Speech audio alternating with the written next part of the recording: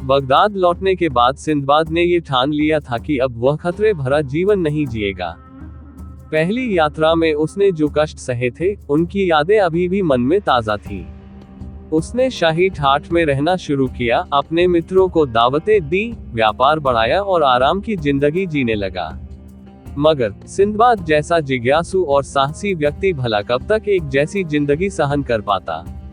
कुछ ही महीनों में इस सुखमय जीवन ने उसमें ऊब और बेचैनी भर दी। उसे फिर समुद्र की गरजती लहरें, विहंगम यात्राएं और अनजानी जगहें पुकारने लगी। अंततः एक दिन उसने निर्णय लिया, एक और समुद्री यात्रा का समय आ गया है। सिंदबाद ने बगदाद की बड़ी बंदरगाह से एक मजबूत जहाज में सफर की तैयारी की। जहाज के कप्तान ने उसे बताया कि इस बार यात्रा और भी लंबी होगी और वे ऐसे समुद्रों में प्रवेश करेंगे जहां पहले शायद ही कोई गया हो। सिंदबाद उत्साह और भय के मिले जुले भावों के साथ जहाज पर चढ़ा। जहाज में विभिन्न व्यापारिक सामान था, रेशमी कपड़े, मसाले, इत्र और मोती। यात्रियों में कई व्यापारी, नाविक और कुछ साहसी लोग भी शामिल थे, जो नई अवसरों की तलाश में निकले थे। पहले कुछ दिन बिल्कुल सुहाने बीते। समुद्र शांत था, हवा में ठंडक और रातों में आकाश तारे से भरा लगता, जैसे अनंत का द्वार खुला हो। सिंदबाद अक्सर जहाज के किनारे बैठकर कहानीकारों से दूर देशों की कथाएं सुनता या अपने पिछली यात्रा के अनुभव नाविकों को सुनाता। सभी लोग उसकी बहादुरी और किस्मत की प्रशंसा करते, मगर समुद्री भाग्य कब किस करवट पलट जाए, कोई नहीं जानता। एक रात अचानक आकाश में काले बादल छा गए। समुद्र उफान मारने लगा, हवा सीटी बजाने लगी और जहाज तेजी से डगमगाने लगा। जहाज के कप्तान ने तुरंत सभी को सजग रहने का आदेश दिया। लहरें इतनी ऊंची उठ रही थी कि ऐसा लगता मानो पूरा समुद्र जहाज को निगल लेना चाहता हो। बिजली कड़कने लगी और तूफान इतना भयानक हो गया कि नाविकों के चेहरों पर मौत का डर साफ झलकने लगा। आखिरकार प्रकृति की शक्ति के सामने मनुष्य का संघर्ष कमजोर पड़ गया। जहाज एक विशाल चट्टान से जा टकराया और टूटने लगा। चीख पुकार मच गई। यात्री और नाविक अपनी जान बचाने के लिए समुद्र में कूदने लगे। सिंदबाद भी जहाज के टूटते हिस्से से चिपककर किसी तरह तैरने लगा। लहरें उसे उछालते हुए दूर, बहुत दूर ले गई। कई घंटे बाद जब सुबह की हल्की रोशनी फैलने लगी, सिंदबाद बेहोशी की हालत में एक किनारे पर पड़ा मिला। उसके चारों तरफ सफेद रेत, घने पेड़ और नीलम जैसी नीली समुद्र की लहरें थीं। जब सिंदबाद होश में आया तो उसे महसूस हुआ कि वह किसी अज्ञात द्वीप पर है। थोड़े समय बाद उसने आसपास का निरीक्षण शुरू किया। यह द्वीप शायद ही कभी किसी मनुष्य के कदमों से गुजरा था। फलदार पेड़, मीठा पानी और शांति, ये जगह मानो स्वर्ग लग रही थी। सिंदबाद ने कुछ फल खाए और अपनी जान बचाने के लिए ईश्वर को धन्यवाद दिया। पर साथ ही उसे यह चिंता सताने लगी कि इस अजनबी जगह से वह बाहर कैसे निकलेगा। यहाँ कौन है? कोई मनुष्य या जंगली जानवर? द्वीप की खोज करते हुए वह घने जंगलों से गुजरते हुए अचानक एक पहाड़ी क्षेत्र तक पहुंच गया। एक चट्टान के पास उसे एक बड़ी कंदरा दिखाई दी। गुफा के ऊपर समुद्री पक्षी मंडरा रहे थे। भीतर अंधेरा और रहस्य छिपा था। जिज्ञासा ने उसे आगे बढ़ने से रोकने नहीं दिया। वह सावधानी से गुफा के भीतर प्रवेश कर गया। गुफा जितनी बाहर से छोटी लग रही थी, अंदर से उतनी ही विशाल थी। दीवारों से हल्की चमक निकल रही थी, जैसे किसी ने उनमें तारों की परत चढ़ा दी हो।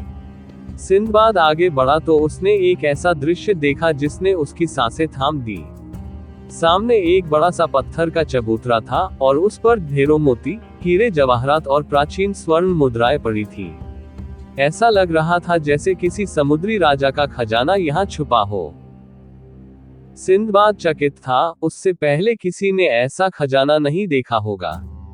उसने लालच में कुछ रत्नों और सोने को उठाकर अपनी जेब में भर लिया। लेकिन तभी उसे जमीन से एक कंपन महसूस हुआ। उसके हाथ कांपने लगे और दिल की धड़कन तेज हो गई। उसने इधर उधर देखने की कोशिश की, तभी गुफा के एक कोने से एक भयानक फुफकारती आवाज आई, जैसे किसी विशाल दैत्य की सांसें हो। धीरे धीरे अंधेरे में से एक सरकता हुआ विशाल शरीर बाहर आया। वह एक अजगर था, इतना बड़ा कि उसका सिर एक मनुष्य से भी कई गुना बड़ा था। शरीर मोटी चट्टान जितना चौड़ा और आंखें लाल अंगारों की तरह चमक रही थी। वह खजाने का रक्षक था।